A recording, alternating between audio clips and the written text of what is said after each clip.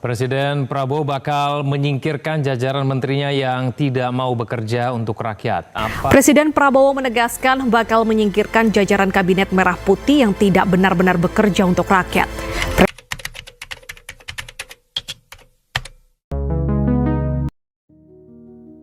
Rapor 100 hari Prabowo Gibran.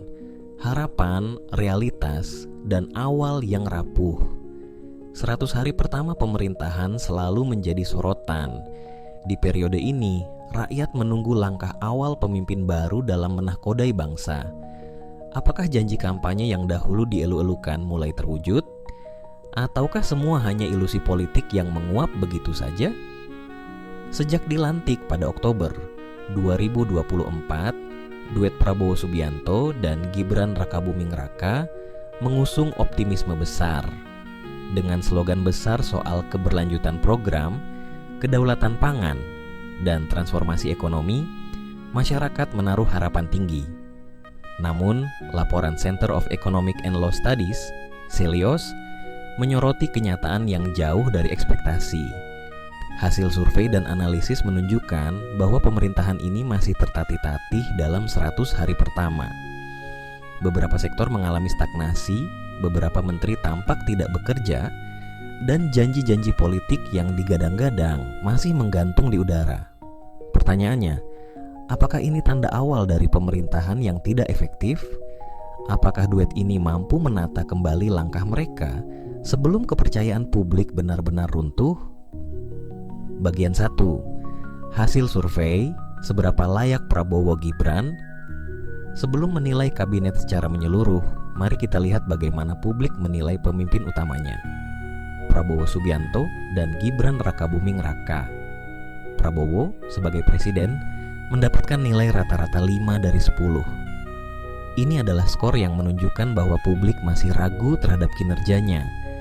Meskipun ada beberapa kebijakan yang telah dimulai, banyak keputusan yang dianggap setengah hati atau bahkan tidak berdampak signifikan bagi rakyat. Lebih mencengangkan lagi adalah skor yang diterima Gibran Rakabuming Raka hanya 3 dari 10. Dari semua responden, 31% memberikan nilai 1, yang berarti banyak yang menilai bahwa wakil presiden ini tidak berkontribusi secara signifikan dalam pemerintahan. Sebagai perbandingan, dalam beberapa pemerintahan sebelumnya, wakil presiden seperti Yusuf Kala atau Ma'ruf Amin setidaknya memiliki peran yang lebih jelas, baik dalam kebijakan maupun diplomasi politik. Namun, dalam 100 hari pertama ini, Gibran lebih sering terlihat sebagai simbol ketimbang sosok yang benar-benar mengambil keputusan strategis. Lebih jauh, 42% responden menilai bahwa kabinet Prabowo Gibran memiliki kinerja buruk dengan hanya 8% yang menilainya baik. Ini bukan angka yang bisa diabaikan. Sebab 100 hari pertama seharusnya menjadi fondasi bagi pemerintahan dalam merancang dan mengimplementasikan kebijakan. Jika di tahap awal ini sudah banyak kritik tajam, bagaimana nasibnya dalam 5 tahun ke depan? Bagian 2. Rapor merah, menteri-menteri yang gagal. Salah satu indikator utama keberhasilan pemerintahan adalah kinerja kabinetnya. Namun, laporan ini justru menemukan bahwa banyak menteri yang dianggap tidak kompeten, tidak efektif, dan bahkan tidak terlihat bekerja. Menteri dengan kinerja terburuk berdasarkan survei CELIOS adalah 1. Natalius Pigai, Menteri HAM, skor minus 113.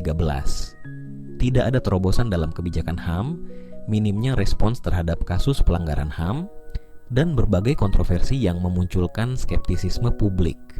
2. Budi Aris Setiadi, Menteri Koperasi, skor minus 61. Sektor koperasi yang harusnya menopang ekonomi rakyat justru stagnan. Tidak ada program konkret dan minim intervensi terhadap UMKM. 3. Bahlil Lahadalia, Menteri SDM, skor minus 41. Lambannya transisi energi, buruknya pengelolaan sumber daya alam, dan ketidakjelasan strategi jangka panjang terkait ketahanan energi. 4. Raja Juli Antoni, Menteri Kehutanan, skor minus 36. meningkatnya deforestasi akibat alih fungsi lahan, lemahnya kebijakan lingkungan, dan tidak adanya langkah konkret untuk menghadapi krisis ekologis. 5. Yandri Susanto, Menteri Desa, skor minus 28 gagal mengelola dana desa, tidak ada inovasi dalam pengembangan desa mandiri, serta minimnya perhatian terhadap pembangunan infrastruktur desa. Apa artinya ini? Kabinet Merah Putih dalam 100 hari pertama sudah dipenuhi dengan menteri-menteri yang tidak efektif. Banyak dari mereka yang seakan hanya menempati kursi kekuasaan tanpa benar-benar bekerja untuk rakyat. Jika ini dibiarkan, pemerintahan ini hanya akan menjadi mesin birokrasi yang lamban dan tidak berpihak pada kepentingan publik. Bagian 3. Ekonomi yang lesu, kebijakan yang mandul. Salah satu janji utama Prabowo Gibran adalah pertumbuhan ekonomi yang lebih baik dan kesejahteraan bagi rakyat. Namun, berdasarkan laporan, 31% responden menyatakan bahwa sektor ekonomi masih minim intervensi. Ini terlihat dari beberapa faktor. PHK besar-besaran terjadi di berbagai sektor, terutama industri manufaktur dan startup. Daya beli masyarakat melemah, inflasi masih menjadi ancaman, dan harga pangan tetap tinggi. Investasi asing tidak menunjukkan peningkatan signifikan, meskipun ada janji untuk menarik investor besar. Lalu, bagaimana dengan program unggulan mereka? Makan bergizi gratis, MBG, alih-alih menjadi solusi untuk menekan malnutrisi, program ini justru dianggap tidak memiliki distribusi yang jelas, rawan korupsi, dan tidak tepat sasaran. Selain itu, 52% responden menilai bahwa tata kelola anggaran pemerintahan ini mengecewakan. Jika dalam 100 hari pertama saja anggaran sudah dikelola dengan buruk, bagaimana dalam 5 tahun ke depan? Bagian 4. Hukum dan keamanan. Polri dan TNI di bawah tekanan publik.